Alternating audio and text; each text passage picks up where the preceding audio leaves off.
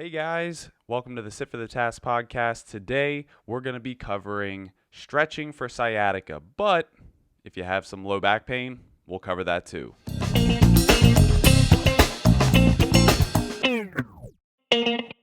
Hey guys, today we're going to be talking about sciatic pain, and that does not sound like very much fun, but there are some really good ways that we can fix it, and they don't take a lot of effort. All you got to really do is get down on the floor and do some stretching.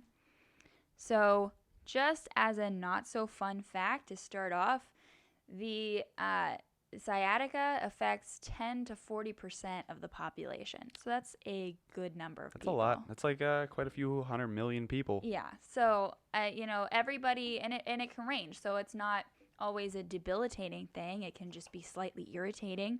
And there are a lot of ways that people deal with it. A very common thing is to end up taking pain medication or to go to a chiropractor or to get massages. And these all kind of help the situation, but you're only just treating the symptoms rather than addressing the actual issue. So the actual issue is really just tight muscles. I mean, it can be other things like a slipped disc or something that's more spinal, but we're going to be focusing on mainly tight muscles, which is essentially what most people deal with. Yeah, here we're not talking about just like, if you happen to have low back pain because of a strain or like you did something to it, Like an injury. like an injury. But we will say a lot of injuries can be prevented, or at least be a lot less severe by just doing some simple low back stretches And we'll over the go course of time. into prevention as well as treating the actual pain too. Hmm. But so Matt, did you want to talk about just what kind of causes those tight muscles? Yeah, I mean, it could be a combination of a lot of things, but the main emphasis of this is, for all intents and purposes, Americans work 9 to 5, pretty much sedentary jobs. Not obviously, if there's anything wrong with that, you can't help it sometimes. But in this position, as kind of Sarah and I are sitting in right now, our hips are in an engaged position, meaning that our hips are basically in. Where you'd be when you're doing a squat. Yeah, exactly. So it's putting a lot of stress and pressure. Your hips are tight and in that position for a really long time. Well, also as at the opposite side of things, your back is in flexion. So when your back is like that and your hips are tight, it's basically pulling everything forward. So if you can kind of picture, for those of you listening, if you take your hips and you really arch your back, and then you're pushing basically your belly button forward. So it's kind of like a shift at the hips, almost like you're pushing your butt up. Yeah, you're just putting yourself in an unnatural position, and then you're sitting there for hours on end. So you can see how this would result in some muscles that are a little bit tight. Yeah, and then so you take it one step further where that's not necessarily the issue. The issue kind of lies when you start to do things. So you might have some back pain, you might, experience some things while you're working, but a lot of the times we just kind of get up, we do a little stretch. If we feel like we're getting tight, we go right back to it. That is a good precaution, or a good measure to take. We're going to kind of give you some other things that you can do throughout the course of the day that helps. But then, your weekend warrior, or you have that intramural pickup game or whatever after work. As soon as you start getting active and your muscles are already tight, and while your muscles are tight, they're not going to really bother you that much. But as soon as you start using those tight muscles to do active things, they're not ready to do it. And that's where something bad happens. Where for sciatica in particular, what that means is mainly there is pressure on your sciatic nerve. So when your sciatic nerve, and it goes, kind of all the way up and down your leg, starting at the base of your spine, it's going to feel pinchy. You could feel some pain all the way down to your knee, to your foot, especially in your lower back. It depends on, kind of where that pressure is. But that can be debilitating if you feel it all the way down. And it can, just kind of push us into the wrong posture when we go to move and do other things. So, what's pinching the sciatic nerve? For the most part, like I said, we're not talking about injuries that are sustained. We're talking mostly about tight muscles. But the piriformis muscle is The pure what? the piriformis muscle. So this is generally the muscle that is the culprit. So your piriformis is it's just right near your butt cheek, and it is very close. It's kind of within the leg, not really on the outside. Yeah, so a quick little anatomy part of things. So your piriformis is responsible for internal and external rotation, specifically stabilization in the loading phase. What that means is if you're doing a squat or you're sitting for a very long time, your piriformis is often responsible for that stabilization and making sure that you're nice and engaged in that position. Your piriformis also, it kind of starts, it wraps around your butt for all intents and purposes, starting from the front and kind of comes back underneath your butt cheek and then attaches kind of up in the groin area, but in the back. The point of it going all the way around is, like Matt said, it is used for rotation for our hips. So it needs to be up in there ready to move us where we need to go. But what can happen is it pinches the sciatic nerve when it's tight. So if you think about it like a gum band or a rubber band, I'm from Pittsburgh, so it's a gum band for me. It's a rubber band. But if you feel that tightening, and then you got the nerve in there that's being pushed kind of up against your spine, that's where that pain comes from, because now you feel all that pressure on that nerve, and it's just going to run all the way up and down it. And this is called piriformis syndrome. And usually what happens is it's coupled with not just your tight piriformis, but tight hamstrings and an underactive core. So that was kind of what we were getting at about sitting at your desk at the office all day. So you're not using your core so much. Ideally, you should be for good posture, but sitting at a desk all day, you get tired. And then tight hamstrings, because you're just sitting in a position where you're not stretching them out, not moving around. And most people have tight hamstrings to begin with. Let's go back real quick. So sciatica, for those of you, so obviously we've been covering a little bit. Sciatica is that pinching sensation that is a sensation that goes the whole way down your leg normally. Now your sciatic nerve, like we said, it attaches sort of underneath your butt cheek and runs the whole way down to the back of your calf and all the way in through your foot. So you can feel this, just a little bit of sciatic pain you could feel at any point throughout that position. But when you get it really, really bad, you usually feel it the whole way from like kind of right on the back of your butt, the whole way down your calf. And it's not uncommon to have a little bit of sciatic pain and not have sciatica. Sciatica is more of a chronic thing. But if I'm lifting, and I don't have sciatica, but if I'm lifting a little bit and my hamstrings are definitely tight, I will feel a little bit of that pain just back at the back of my butt. Like I won't feel it all the way down my leg, but that's just to know where that pain is coming from. It's coming from your sciatic nerve. Usually, yes. we're not you can medical professionals Yeah. to what you're feeling, but usually the culprit of sitting in a 9-to-5 sedentary job and you start to do stuff and you feel this pinching or pain sensation down your leg. I mean, it can be other things. It can be a herniated disc or slip disc. And a lot of that kind of stuff. So you should see a doctor first if you have this kind of pain, so they can check that it's not more of a spinal issue, because a lot of the stretches that we're talking about here, if it is a spinal issue, they can actually make it worse. So if you can verify that it is just sciatic pain due to tight muscles, that would be when you'd implement the stretches that we're going to talk about. Mm-hmm. So just as a personal story, so my dad recently retired, and he's an active guy.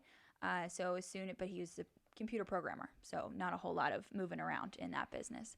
So what he did was he went and decided he was going to build a patio as his first project as a retiree.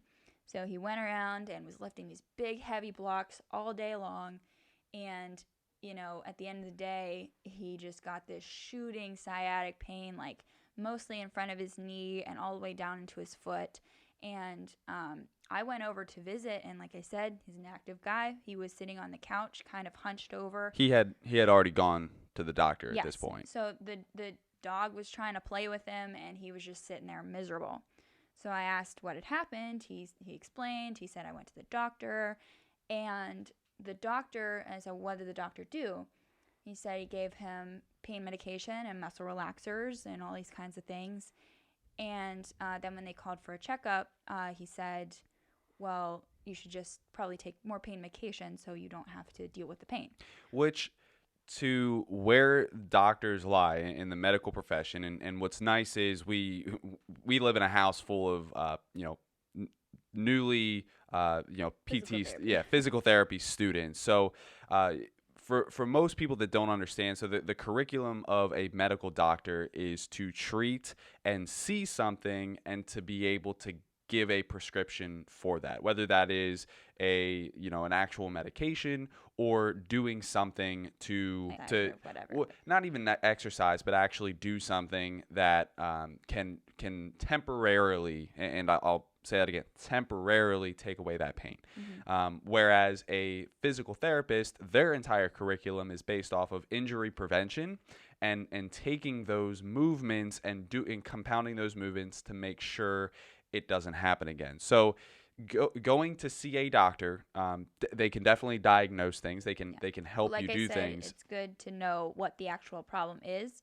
but then from there, And just to say that the medical doctor, you just have to be careful of how they can diagnose it correctly, but then how they actually use the treatment. Just keep in mind, it's not a part of an MD's curriculum to be able to prevent things from happening again. It's just to treat. Whereas a physical therapist will attempt, and often that's why PT gets a bad rep sometimes, is because they are trying to prevent that from happening again. And it's a little bit more work. It's not just a prescription. It's kind of on your end to be able to do these motions that we're going to talk about a little bit later. So back to my dad, I was saying that the pain medication was definitely helping. He was not in as much pain, but there was no fixing the root of the problem happening. So what I did, I went over, I gave him a couple stretches, exactly the ones that we're going to go over. And, like I said, he couldn't even walk around when I got there. And he, after 45 minutes of doing these stretches, he was not cured for sure, but he had loosened that up a little bit. That we went out pre-COVID. We went out to eat, and we, were able to, he was playing with a dog. Everything was fine. And then over the course of the next few weeks, it slowly resumed back to normal. And that's kind of what our point is to try to get us to the point where we can do these stretches and make it not just a fixing the problem thing, but more of a, like Matt was saying, like a preventative thing. Yeah, very rarely, and your body is an amazing machine where very rarely things that are over time. I'm not talking about a specific, acute injury, whether it's a knee injury or anything. A lot of the times, when you think, even when you relate it to, a diet, right? The idea of losing weight very, very quickly is not healthy. Just like putting on weight very, very quickly is not healthy. It's over the course of time. So you relate that back to something as simple as a sciatic pain. It doesn't usually happen overnight. Yeah. It's a culmination of sitting in the same thing. It's becoming tight. It's the part that when you're sitting in, day out, and not completely opening that up to the full end range, and then you do something, that's when it flips the switch. Yeah. So we'll get into the stretching. So just some things to keep in mind while we're doing the stretches to make them most effective.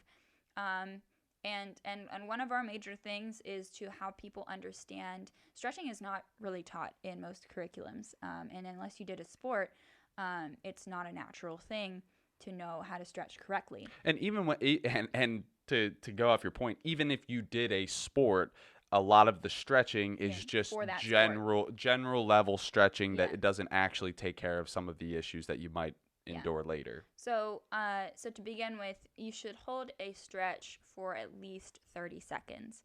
And that might sound like a long time. You would be down there like, oh my gosh, am I done with this stretch? But that is how, it's not an arbitrary number.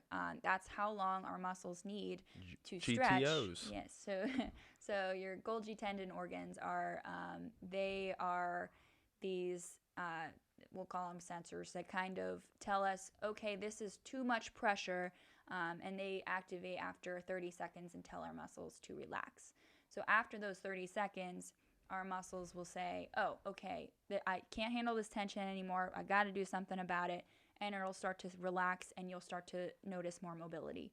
And that's where we see progress in our stretches. And when you start to get good at understanding your body and the body awareness around it, it's kind of cool.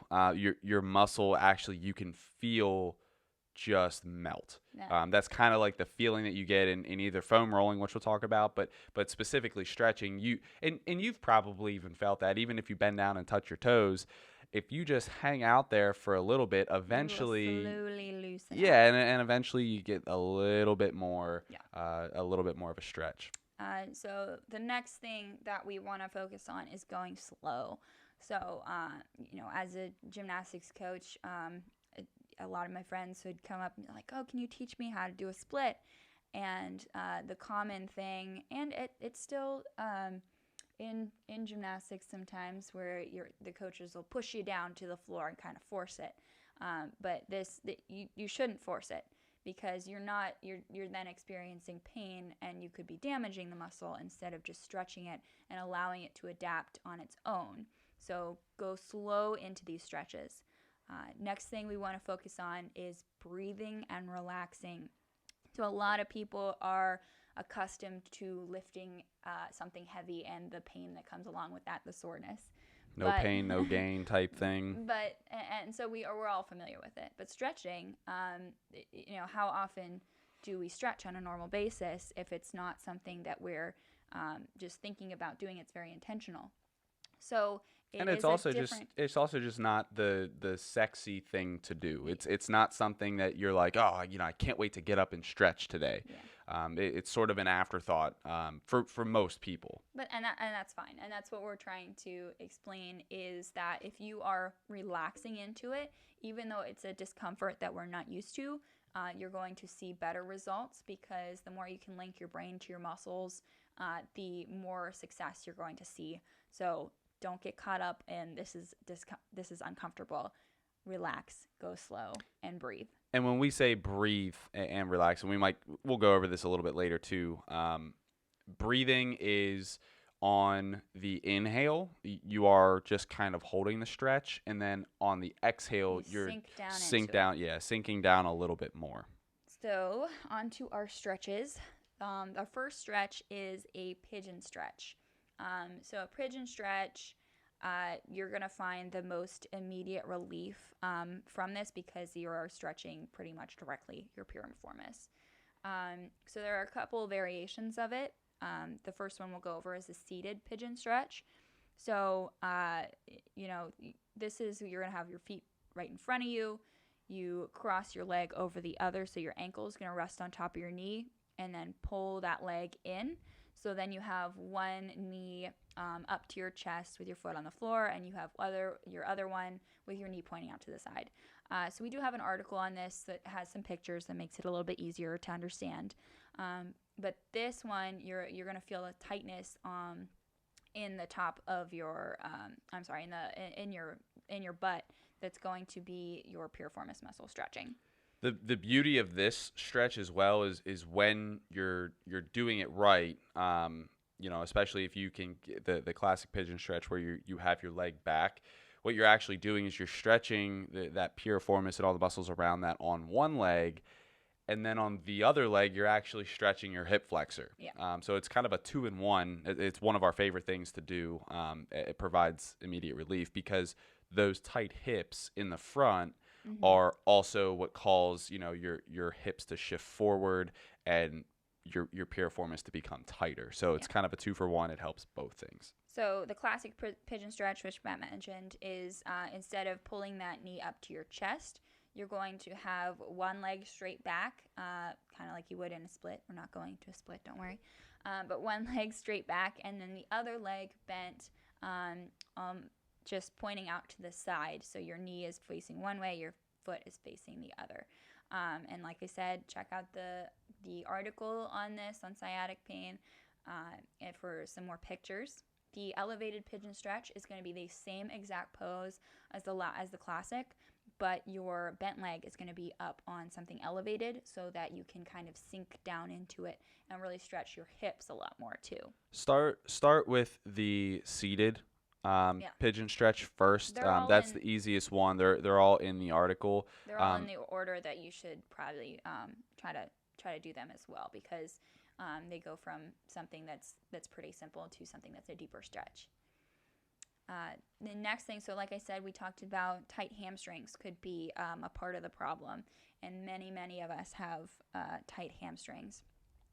So these are some basic stretches that I've learned in gymnastics. They're some of the first things that I teach, but they're very, very important for keeping our hamstrings loose. So a pike stretch, a pike position is just your feet are straight out in front of you, ankles together, pointed toes, please, and you're pushing your knees down to the ground so they're as straight as you can go.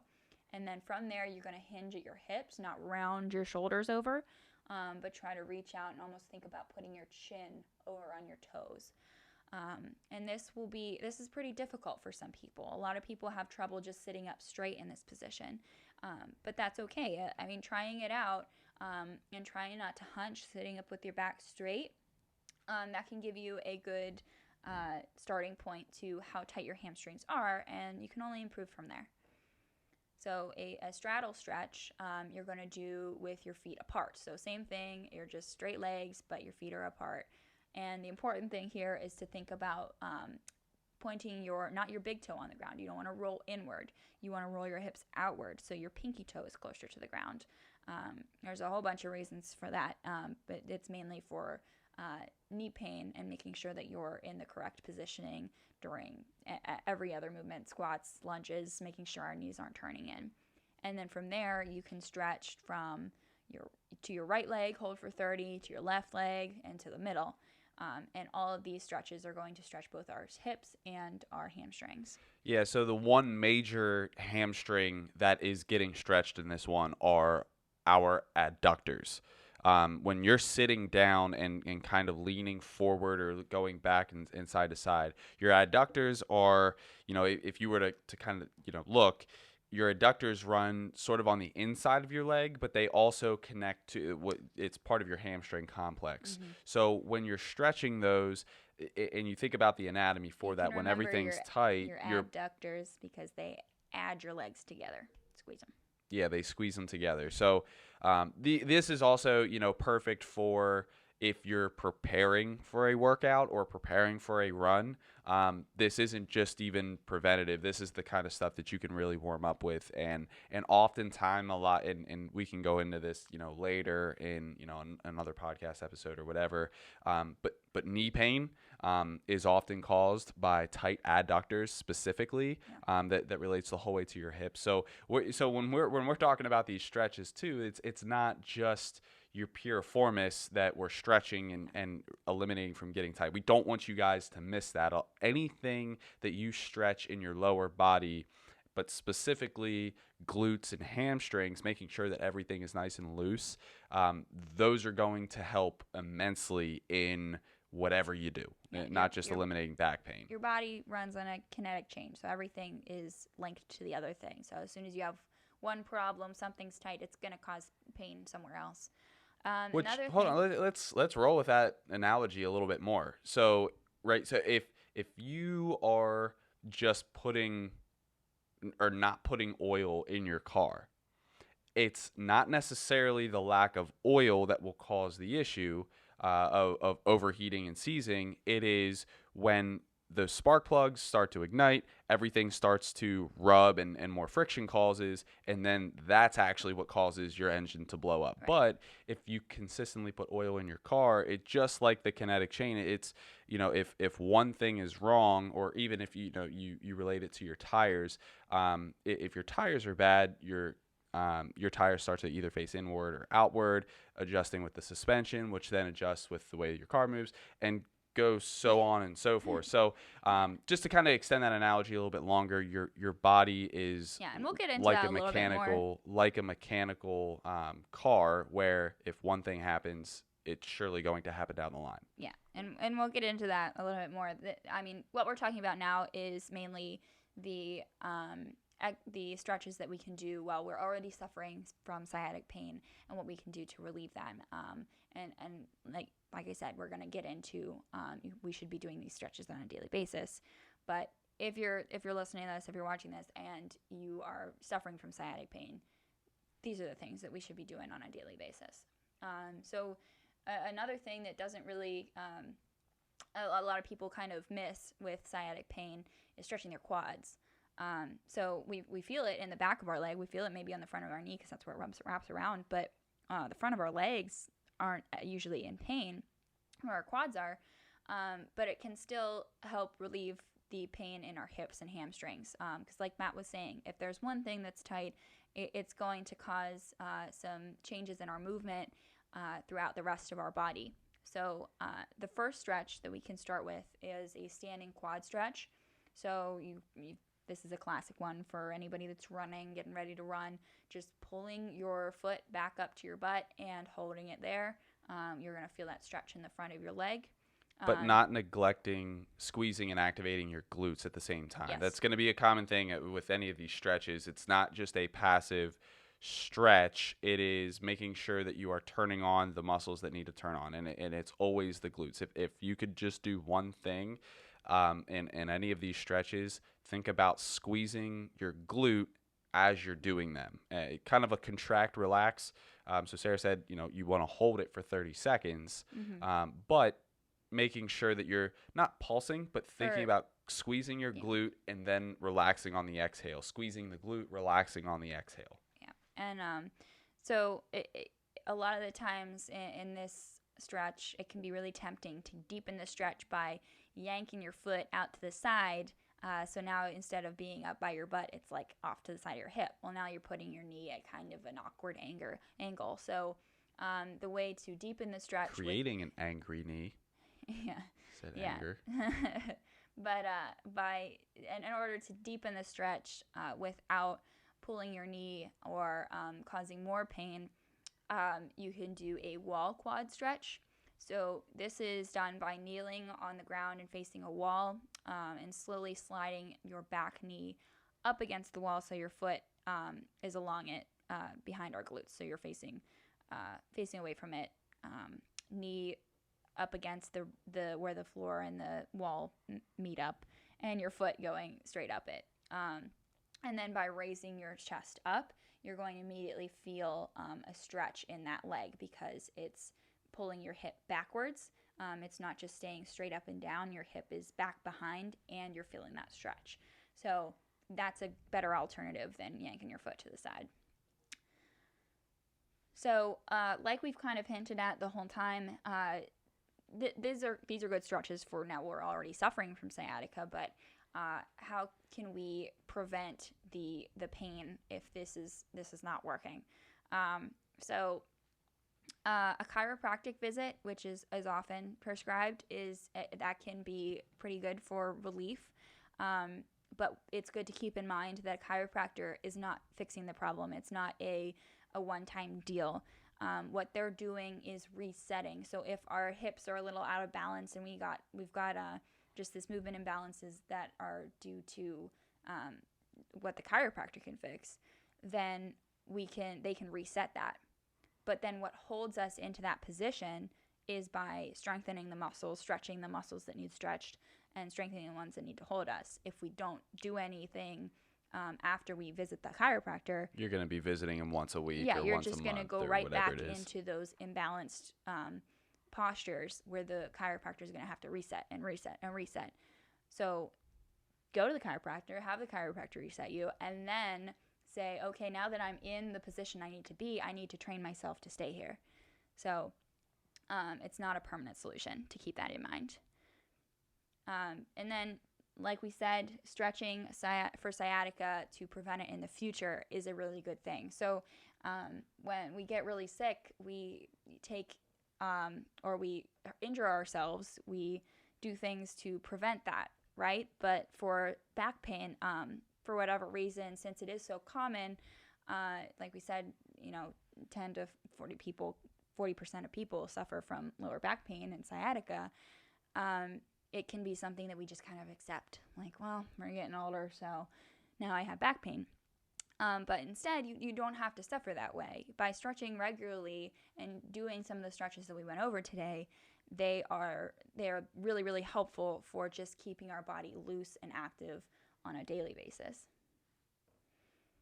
So, and the other thing we can do is foam roll. So foam rolling, we often think of, one, if you've never done it, it can be uncomfortable of how to even know what to start with. And it can be something that you think, oh, well, I need to do this to recover from a strenuous workout.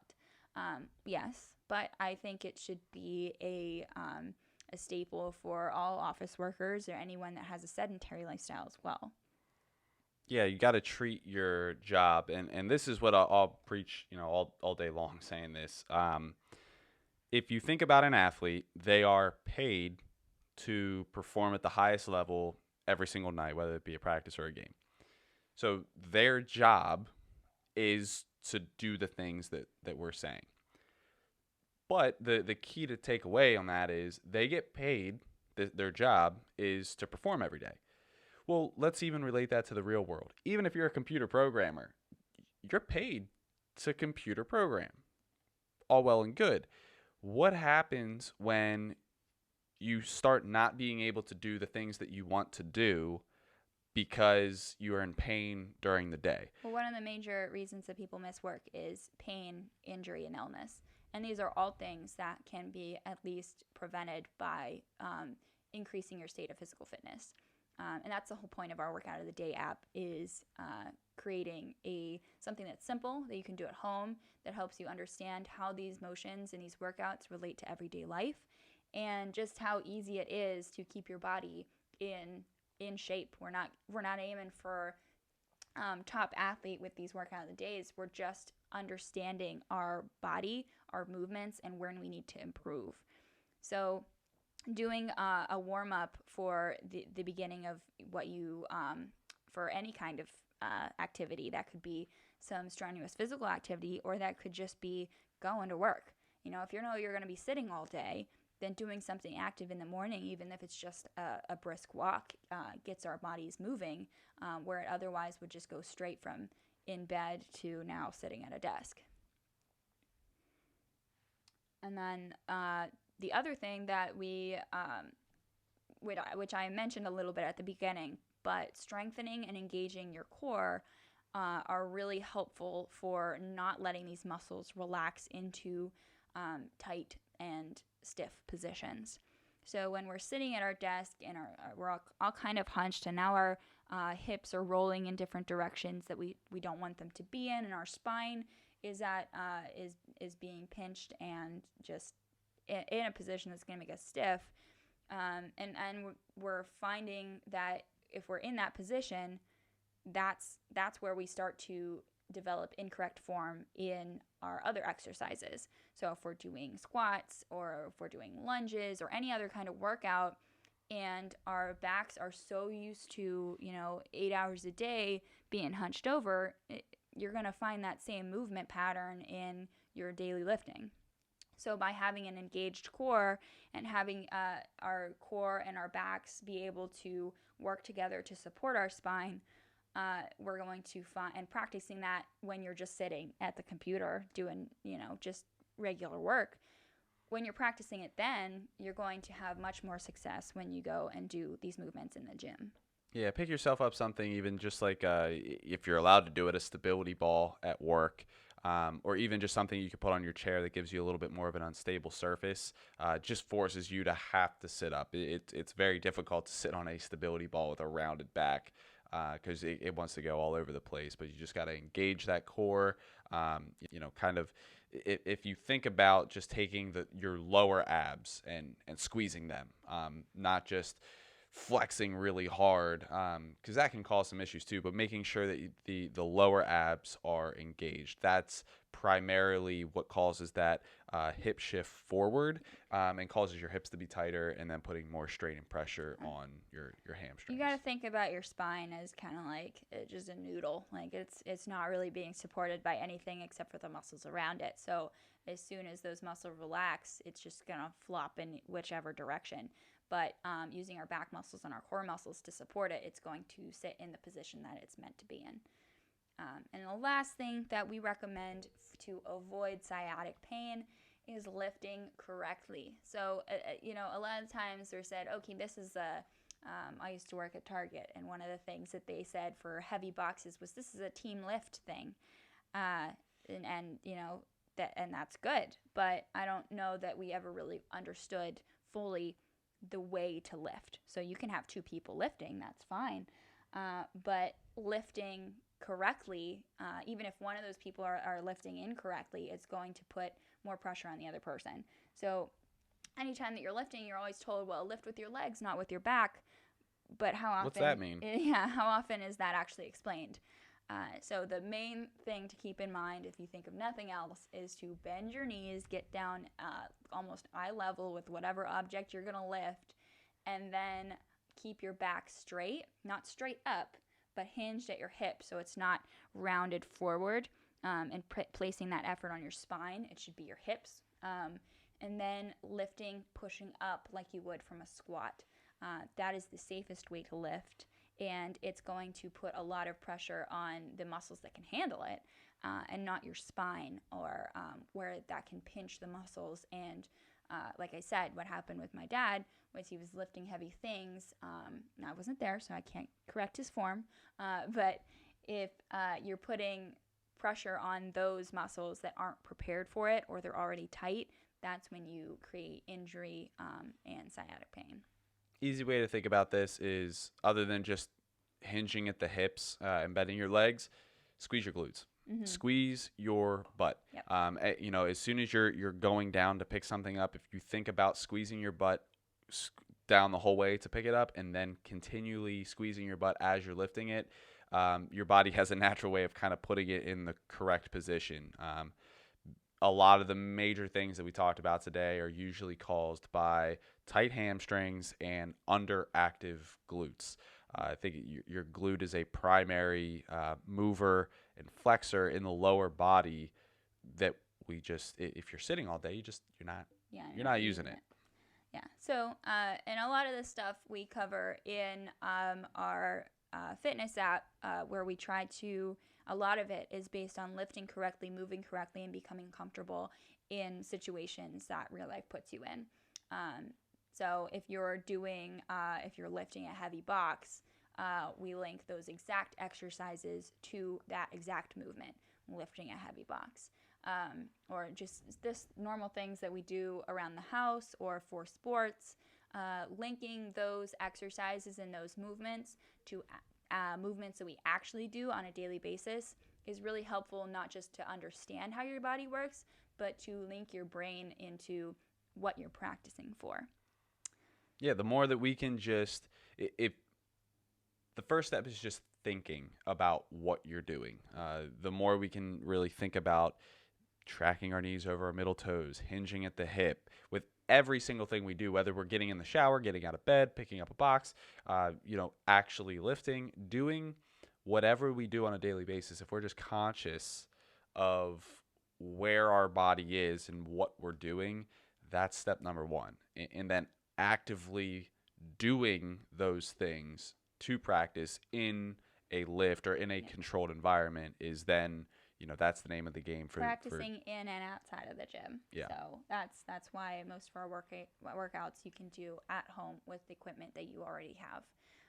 So check out our app. It is only $5 a month, and you get daily workouts where you can join a community of other people working on the same exercises and just encouraging each other and getting to know your bodies better together. Perfect. All right, guys. Well, hope you got a little something out of here. Mainly the less we can, the more that we can take away people that are either on painkillers or on pain medication and start to understand their body and how they can fix it, the better. So the main purpose of our goal is to be fit for the task, and unfortunately, low back pain is a lot of Americans' issues for not quite being up for any task at any time. So we truly think, at least for up to 40% of the population that has back pain, if we could help 40% of the people just eliminate back pain, it's truly amazing what the human body's then capable of doing in everyday life. So, but let's end it there. Check out the stretching for sciatica pain relief on our website, fitforthetask.com. We'll also link in all the descriptions as well. If you do have any questions, feel free to shoot us an email. We'd be more than happy to help. If you do, check out our app as well. We'd love to come alongside you. But we'll catch you guys in the next one. Bye.